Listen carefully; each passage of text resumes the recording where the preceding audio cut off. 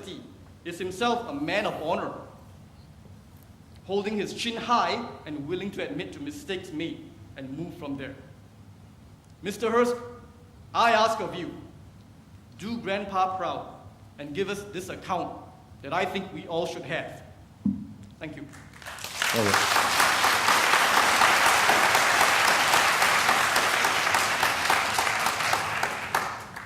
Thank you, Chris. Chris was an ex-employee, worked for us for several years, handling our collateral material and presentations.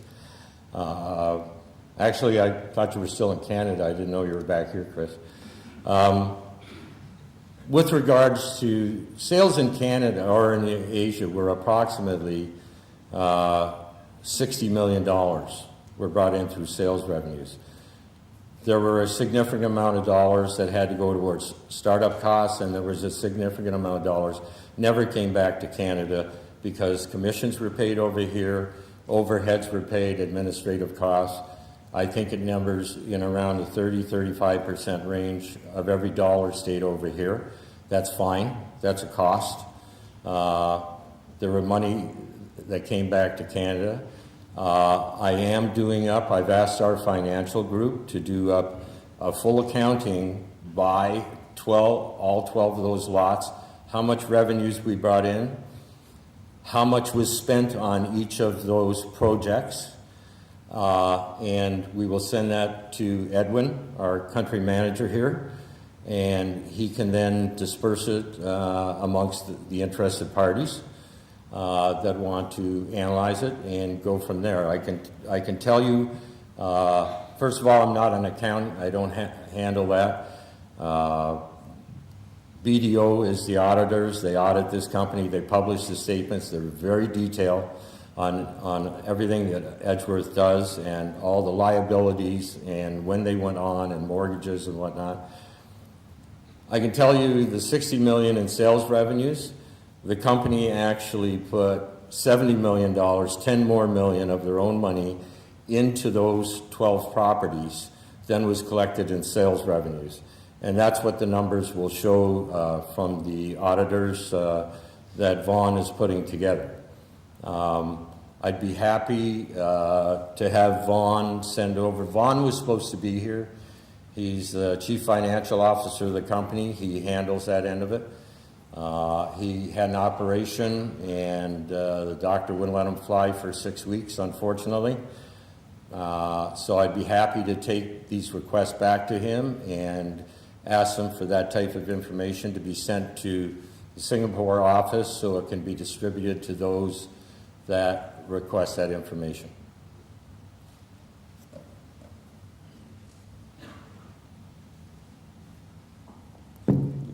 Mr. Hurst, the name is Eric Ng here. I'm a UDI investor in Half Moon Lake. Half Moon Lake. Yeah, there are some, first of all, let me thank you for your kind narration, but there appear to be some gaps in the narration that I hope you could clarify to make the story more complete.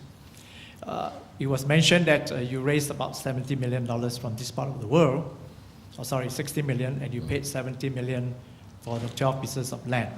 But somewhere in your narration, you said that you didn't have the title to all this land. In our part of the world, we do not pay money until we see the title. Our lawyer will pass the money. The lawyer representing the seller will pass the title. Mm-hmm. So how does Edgeworth conduct its business such that you could pay out $70 million without receiving title?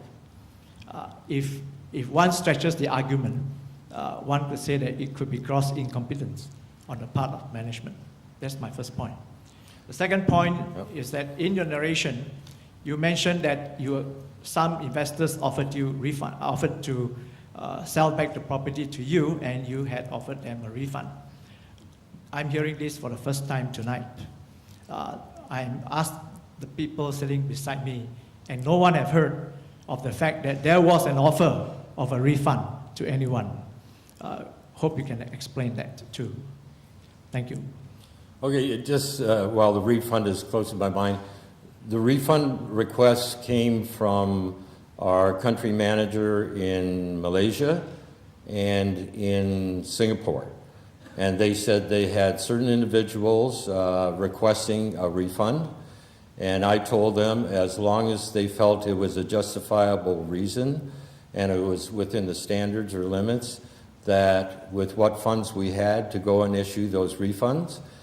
I was not involved in, I didn't approve the refunds. I don't know how much has gone out, to be quite honest with you, and I don't know, I think they were approved by the individual country managers. The majority of the refunds in Singapore were instituted and given by our country manager, Leslie, who, are you here tonight, Leslie?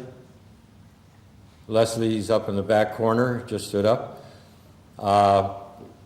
I'm not quite sure what the criteria was for that. I'm sure he can come and explain to you. We won't explain Malaysia to you because Lee can do that to his people tomorrow.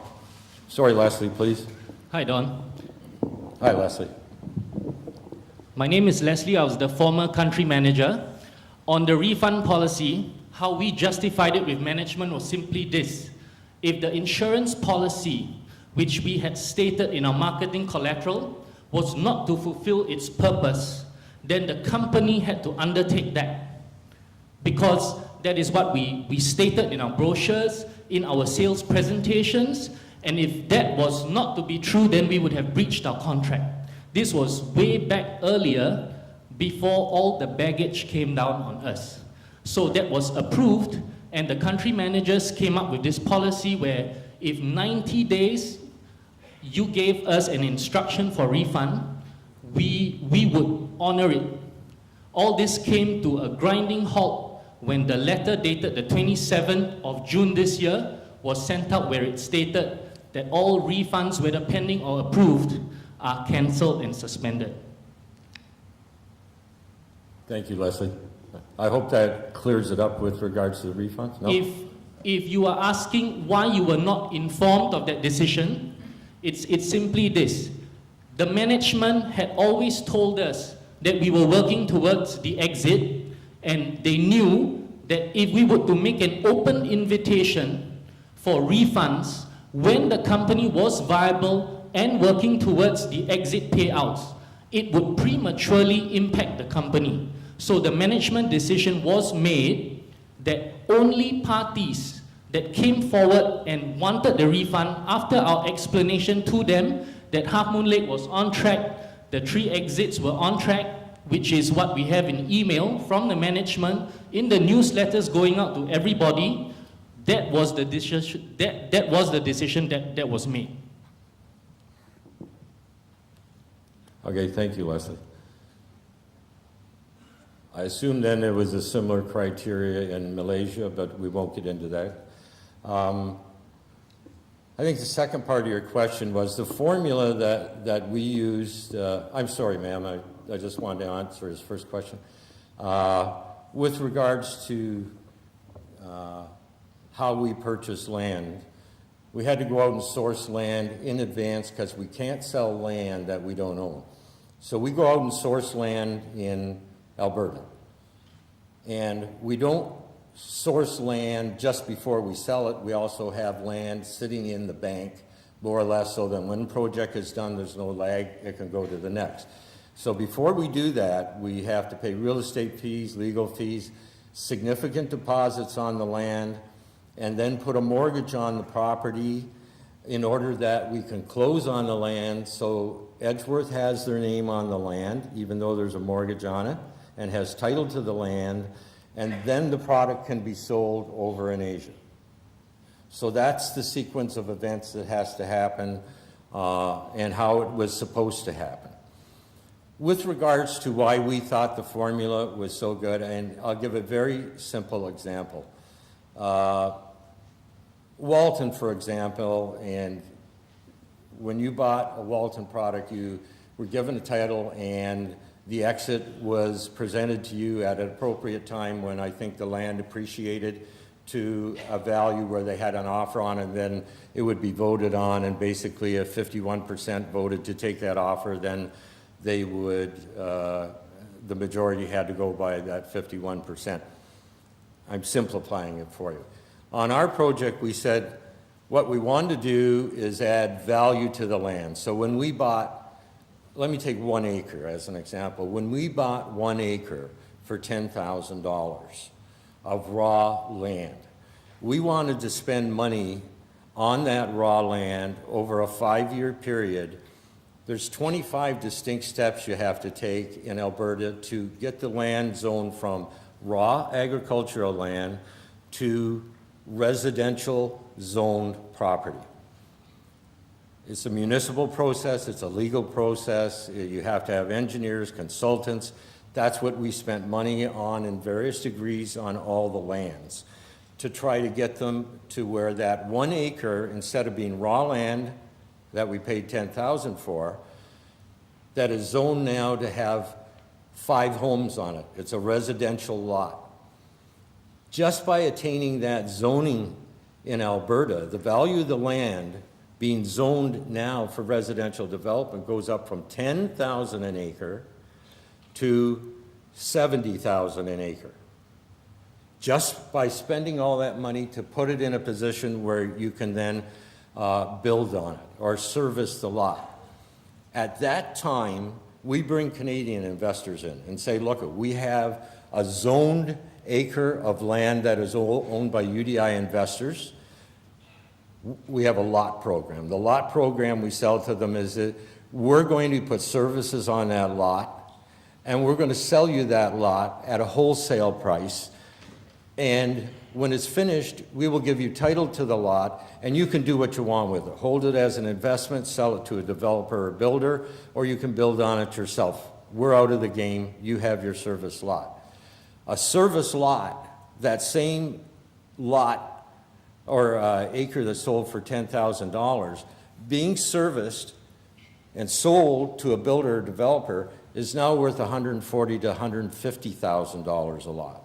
So the formula was to spend the money to get the lots rezoned or redistricted into that where it would attain more value, bring the Canadian investor in, take the UDI investor out, and then have the servicing done on the lot and hand over the title to the Canadian who could do what he wanted with it. That was the formula. And I'm not saying the formula is wrong, but if anything was wrong, first of all, you've got to take into consideration that this world is not always going to go like this, that land values are not always going to go like that, that there are recessions and depreciation occurs and costs do escalate. I mean, those things should have gone into the formula. They weren't. Secondly, what should have happened is that it should not have been a 5-year program. It should have been a 10-year program to ensure the success of the program, because it takes that long.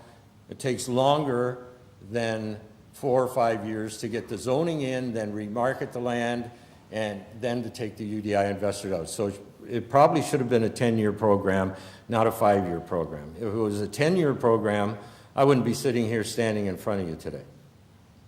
But it's not. It was designed as a 5-year program. It's a flaw. It was designed wrong. So, ma'am, go ahead, ask your question. What? Oh, I'm sorry. I'm sorry, Mr. Hurst, you didn't answer my question. My question is why you said that Edgeworth is sitting on 12 pieces of